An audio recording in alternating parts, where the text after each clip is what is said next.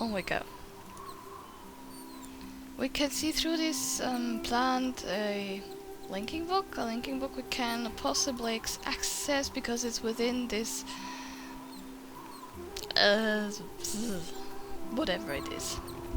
Within this we have no choice but to take the only path available to us. This is here. We can, I believe, look through one or two of these rifts. Really do enjoy the look out here because it's really a very bizarre world. By bizarre I mean this kind of thing.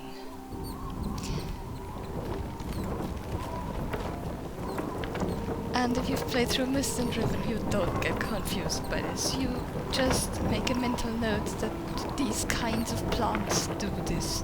You just start accepting things as truths. An important thing I want to point out is that this plant has a kind of air root, which isn't quite an air root because it's ending in a kind of bowl leaf thing with water. Which is important.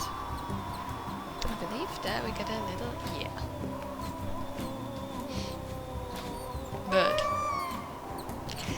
Okay, the bird isn't quite so little, I admit. We can now either go just away or have a quick look at our bird, which... here. This looks a little disgusting, whatever he's feeding the little one. I have no idea what's that supposed to be. I think I do know. It's not. It just looks a little disgusting and slimy. Never mind. Yeah. Back to our path.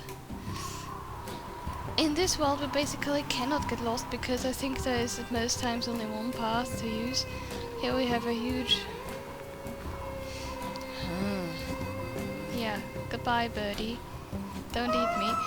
I'm always reminded of the tales of 1001 Nights of the bird rock when I see this, which is carrying Sindbad around. We have this huge, what I wanted to say, filled bulb filled with whatever sort of substance. We have an air root to a shriveled up plant, Plantevator, Plantevator, with a bowl with no water. Mental note, we need to get water into that bowl. However we do that. We continue on our path. We will find here something completely pointless unless we should get stuck with who of course won't.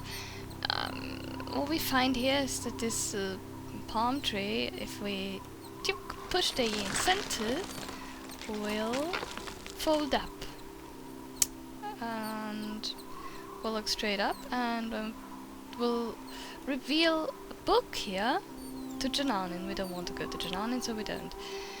And if we push this again, it will like feather open and shield either the sunlight or whatever is... It's not in the sun actually, so I don't know if it's following a kind of logic with its movement, but it moves. Here's a plant we can look through as well, and... how did that work? Oh, bloody hell. Ah, yes. It does shield the sun away. I'll point it away. Or just close it up, as it were. Close up again. Yes, it's not pointless. And this is what I mean, I'm playing almost blind. You have to make it stand tall. Allow the sunlight, which isn't coming from anywhere here. It's coming from behind this cliff, which is still there, but there is a little more light here now. Yes, there is a path of light that wasn't there before. Open the plant and see that there is a point of light within the center. And now we can... physics! Focus! And now we have water here, and there goes our Plantevator. It's not called that. And I'm not going to call it that ever again, I swear. Good. So. Oh no, that's not what I wanted. I wanted to get the hell out of this plant. Yeah. I can leave it at that and go back down to our whatever sort of plant and just jump down. We've just jumped up, now we jump down at another point. And now I will look at my notes for Idana because there is one point where I can get lost.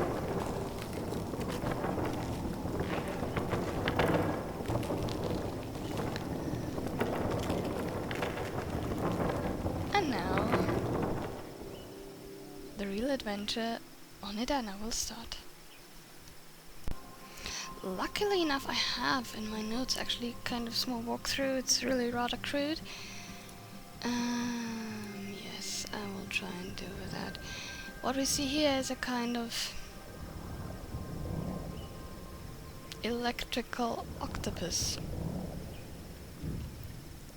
I wanted to do something special, that is why I'm glancing at it all the time. It does something besides glowing and swimming around. Come on. Yeah, it does that. It's apparently sending shockwaves into this plant. Which is something to remember. I think that's where we came from. Yeah, this is on our right hand side. I wonder where the first shriveled. Yeah, it's just walk. There must be pages somewhere, I believe, also, but yes, this shriveled little thing here. If we push the thing, it sucks water into it and it becomes a light bulb. Am I stupid? A water-filled bulbous thing like the one we had upstairs. Yeah, we had burst open by the focused light. This was on our right hand side as well, so we go on there, and here we find the pages. I knew there were some. I have desecrated the poem he placed in the columns. I could no longer stand to see Naran's artistry in his world. I think I can do something with sap to cover the second one, but I'm not sure what to do about the island. I don't know how to alter the current. Perhaps if I bring in some of the unusual floating stone from our materia, something about the molecular composition of the rock in that age causes it to attract and repel other stone quite forcefully. Maybe if I introduce some of it into the soil on the island, it will interfere just enough to damage the last poem. I have to conduct some more experience. Yeah, these things, I think you cannot understand them unless you have played the game before. It's really, I don't even know if that helps you at all. I know he's talking about voltaic here, about introducing some of the stone from our materia to voltaic on an island in voltaic, but to what avail for the player this information is, I don't know. If at all. It's certainly not something I used. You get enough clues to not understand one or two.